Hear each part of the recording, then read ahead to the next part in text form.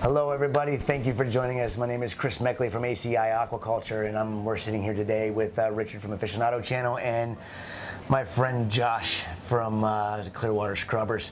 And we're here to talk to you a little bit about the new way things are being done with an old school method so that we can feed our corals more and more and more.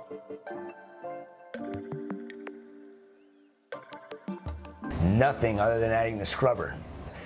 The scrubber that Josh recommended for me recommended me to have 2 of these things on there, and I didn't have the room to do it. I put 1 on, and 1 is more than enough to take care of a 2,200 gallon system.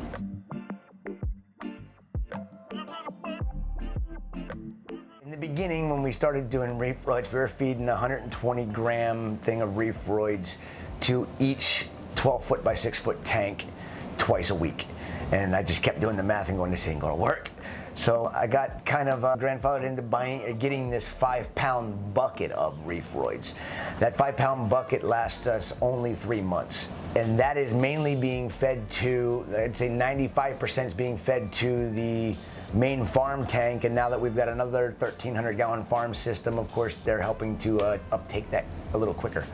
The system that we built for Chris was actually our first commercial scrubber that we built. He threw it out to me at Magna Vegas is where he threw it out. Said I needed something for 2,200 gallon. He took it on himself to install one and kind of be our guinea pig on testing. I want to thank him for that. And just ran from there. So basically it's a double of our CW300.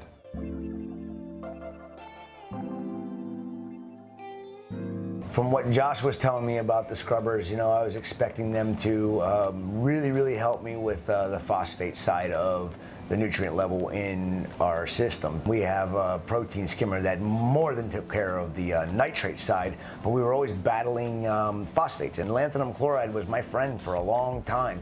And when we were doing ICPs, we found our lanthanum level was really high on all these tests, and it was because of all the lanthanum chloride we were using. Now we were keeping our phosphates at 0.03 where I like them, and it was working. But Josh said, you won't have to use that anymore.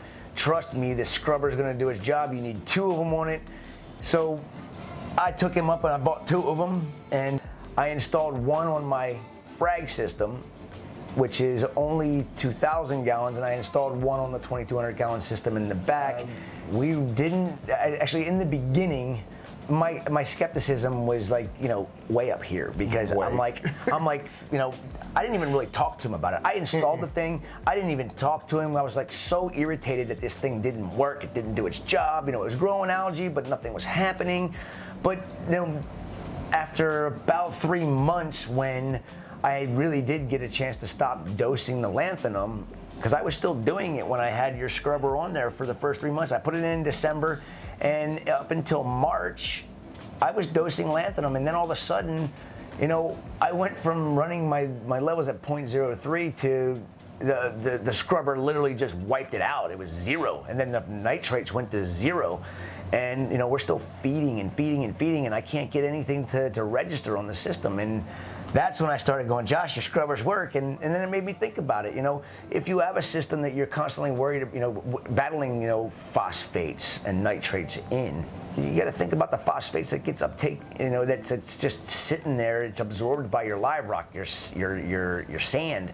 And if your scrubber's installed and you think it's going to be a quick fix, then you're in for a rude awakening. It's not gonna happen it's not gonna happen fast. This tank right here, we got it on for 3 months. We're finally going from like a 1.8 ppm, which is, yeah, that's very bad, down to we're below 0.2 now.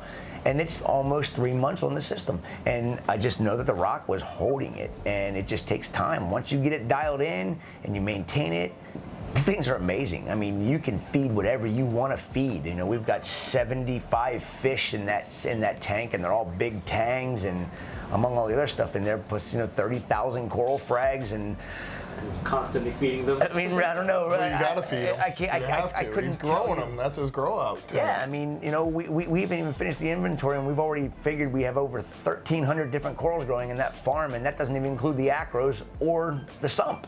Yeah. So they work. Bottom line, if you want to be able to feed your corals, make your corals grow, because you can feed your corals and you get a good balance, I couldn't be happier with the investment on that, because it really requires nothing to maintain them other than a cleaning. And Josh will go into what he saw back here after, what, 8 days? Yeah, 8 days. He sent me a picture on Monday. I was getting ready to come down here. And he said, you just got back from the water box deal. Yeah. And oh, yeah. he sent me a picture, and it was, you could see the growth like that thick on the screen. And I said, when did you clean that last? And he's like, Thursday. And so that was, what, 4 days? Yeah. 96 hours on the screen. And now you're here today. Yeah, and I just pulled it out today with Richard. He'll probably show it to you on some bee footage there. I bet that screen weighed, the 2 screens is probably close to 10 pounds. It was pretty heavy.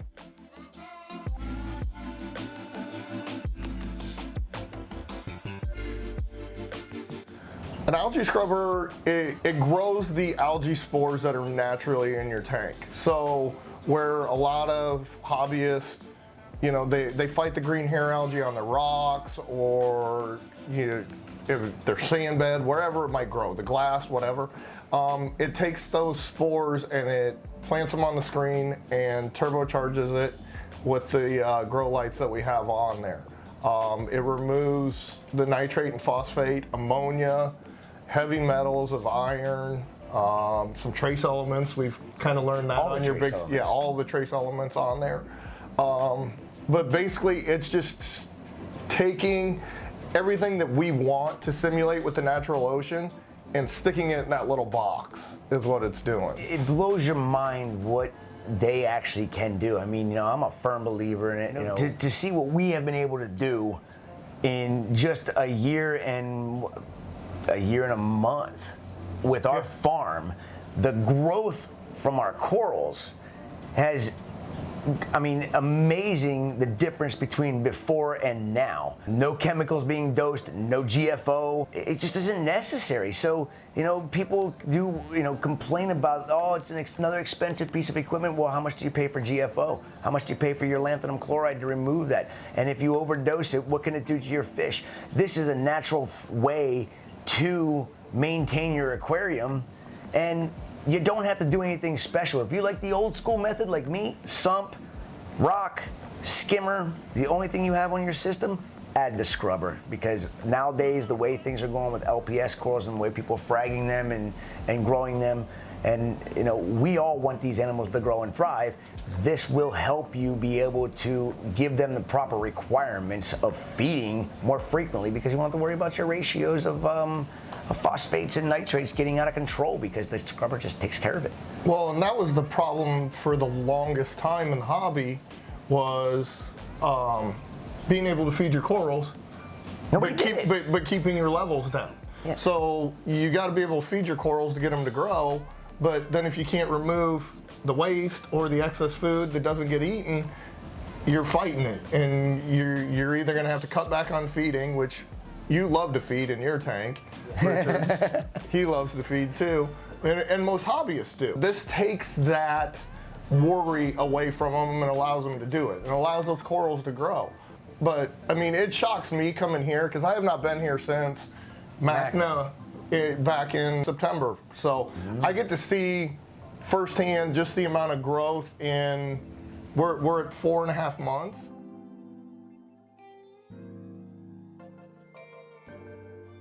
We don't want you to max out what you have and then you add more livestock or corals that your fish grow, you're dumping more food in there, something like that, where you don't have the ability to get more out of that unit because you've already maxed that unit out. You're exactly right, Josh. And you know, I mean, getting the unit that he recommends for the size aquarium is ideal. The thing about having one that is designed for what Josh says it's designed for, it allows you to be able to do these light adjustments. You know, where this one here, if this thing gets to the point where it is got the phosphates down to where I want to keep it, and then we start adding a bunch more stuff, feeding a lot more, and then it can't keep up, I can't, there's nothing I can do other than add another one to it. Where if you have the scrubber in the recommended size, like Josh is saying, and you are stripping things too quickly, you can always back your lighting off, and that'll allow you to dial your scrubber in so that it's doing what you want it to do. But then if you get to the point where you're feeding stupid crazy like we do,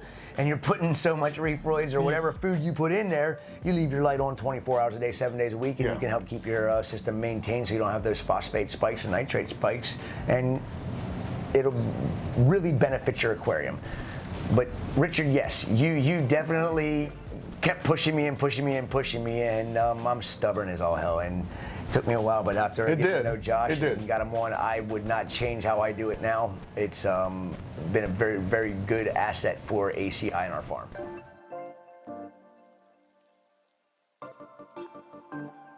In 2018, we got Filtration of the Year for 2018. So that's awesome! I didn't know that. Yeah, that's actually very, very big. Honor, because like look how many filtration units they go through. Oh yeah, and they test everything. That was the big thing of when we kind of broke the barrier to get in with not only BRS but any of the other distributors. Is our unit is probably the most tested scrubber on the market by people to back up stuff. There's a lot of anecdotal out there. We get it where, from hobbyists of, I'll never run another tank without one. That was kind of your thing after you got it set up. But then we ran into the issues, which we'll go over here in a little bit, and I was like, but once you figure those out, you're like, oh, this is pretty simple. Yeah.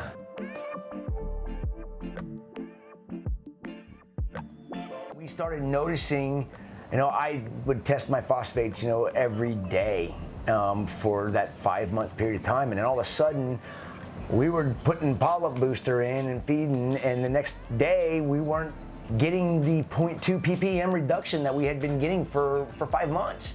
And I'm going, what is going on? So, I'm talking about, actually, Meckley was where I really got the information as to what was going on and what was happening. Was here too. Vincent to help out. Vincent was here to help us out. Works for Triton, and the Triton method, which is a simple, basic method. And the Triton method, he works for the company Triton, but anyhow, they offered a trace mineral. And he said, you're using the algae growing in your scrubber, stripping your trace minerals out. He's like, trust me on this, which is not allowing your algae to grow as quickly. And we noticed that too. It was like, and it didn't happen, it didn't happen slowly, instantly. But it wasn't that slow either. Yeah. It was like, we were still getting good harvest off the scrubber, but it took probably a month before I was like, wait a minute here. We're 2 weeks in, and it's only this thick on the mat, where we were like this thick on the mat. And that's when Vincent said, you need to start dosing trace minerals. If you don't start dosing trace minerals or start doing more large water changes, your scrubber's going to strip those trace minerals out. And he's like, and you're going to notice an effect on your corals as well. Well, we noticed it on the scrubber. Our phosphates were going up. Our nitrates were going, actually our nitrates weren't doing a whole lot of anything. They were bottomed out. And I'm going, uh-oh, and then I'm looking at the corals going, wait a minute. This fascination fobia that we've been farming for years is just bleaching. What is going on here? So ICP results came back, and almost all of our trace minerals were so low compared to natural seawater that we figured, okay, we got to start fixing this problem. If you're gonna do a big water change, you can probably do it once a month, something like that. You don't need to do them weekly like you were with any other system you're gonna do. But iron. Yeah, the scrubber uses iron because that's where the green comes from, and the trace elements. So if you've got a good trace element, whoever it might be, whoever's you want to use, dose those back in. The second thing that we learned was that the Redfield ratio, and BRS has done a video on it. Explain what the Redfield ratio is, not many people know. The Redfield ratio is your ratio of nitrates to phosphates. You want that ratio somewhere, I think natural seawater is around 15 to 1. Yes. You want to keep it somewhere between 20 to 12 to 1. So that's 20 parts nitrate to 1 part phosphate. So the problem we were running with his is his nitrates were absolute zero. They wouldn't even test. Nope. And his phosphate kept rising up. And you know, you're a big proponent of skimmers. You love your skimmer, and we've kind of told people that you can get rid of your skimmers, especially on reef systems. I don't recommend because he doesn't. He's going to. Nope. The dissolved solids in your fish tank will be used as coral food if that scrubber stops happening. You know, and I think that would have helped maybe stop some of the bleaching on your corals at the time. But if you are still running a skimmer and you see your nitrate dropping and your phosphate rising, you're getting that ratio out, and that scrubber is going to stop growing real quick. And it's just the nature of the green hair algae, the ulva, whatever species of algae it might be in your scrubber, is it's that much more efficient, but it's that much more sensitive to that ratio than it is. And a way to tell that if this is starting to happen in your aquarium is you notice the color of the algae growing on your scrubber screen will go from a nice green to a really dark, almost, and with the lights on, almost looks black. I would say black, because usually with high nutrient systems, your algae will get real dark. Sure. You'll get a dark, and then it'll get that nice evergreen, neon green kind of color you want to see that everybody sees the photos on, and they're like, why can't I get my scrubber to grow like that?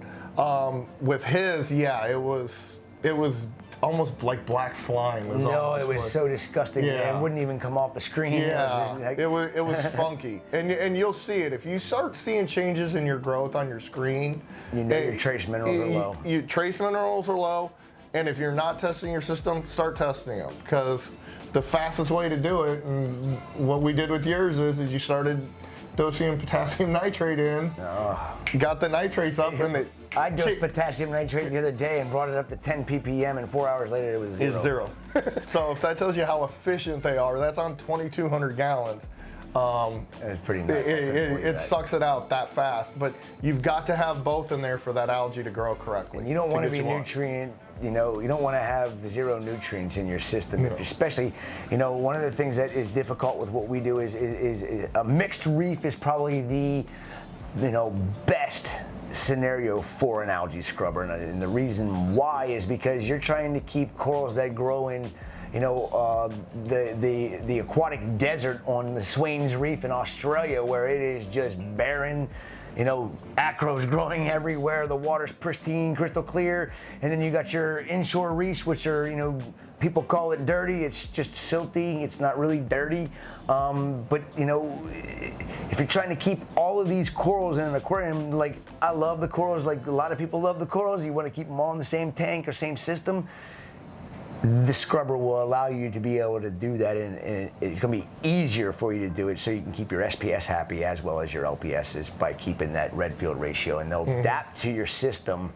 no matter where you got them from. If somebody's got them growing in just straight up SPS system where they keep their nutrients at zero nitrates and 0.02 phosphates, and you want to put them in a system with 4 nitrates or 10 nitrates with a 0.02 or 0.01 phosphates, you won't have any issues. But this will help make it easier for the people that want to keep a mixed reef. And Richard's a perfect example, because I know he's got a little bit of everything in his aquarium. Your scrubber's doing a good job for you. I want to thank everybody for watching this video. I want to thank Richard for coming on up and taking this for us. And I want to thank you all for listening as well. My name is Chris Meckley from ACI Aquaculture. We're out.